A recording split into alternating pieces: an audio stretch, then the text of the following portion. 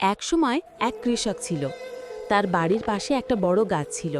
সেই গাছে 3টে ছোট্ট কবুতর থাকত। সময়ের সঙ্গে সঙ্গে কবুতরগুলো বড় হয়ে গেল। তারা আর গাছ ছেড়ে কোথাও যেত না, সারাদিন কৃষকের সঙ্গেই থাকত।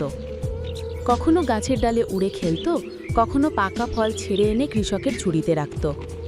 তাদের মা কবুতর মারা গিয়েছিল অনেক আগে, তাই কৃষকই যেন তাদের অভিভাবক হয়ে উঠেছিল। একদিন ভোরে কৃষক মাঠে কাজ করতে বেরোল। হঠাৎই তিনি মাটিতে পড়ে গেলেন। শরীর জ্বরে কাঁপতে লাগল। এই খবর পেয়ে 3টে কবুতর ছুটে এলো। একজন নদী থেকে ঠান্ডা জল এনে দিল, আরেকজন বাগান থেকে একটি পাকা আম নিয়ে এলো। তৃতীয়জন ডানা মেলে কৃষককে বাতাস করতে লাগল। কিছুক্ষণ পর কৃষকের চোখ খুলল। সামনে 3টে কবুতরকে এভাবে যত্ন করতে দেখে তার চোখে জল চলে এলো।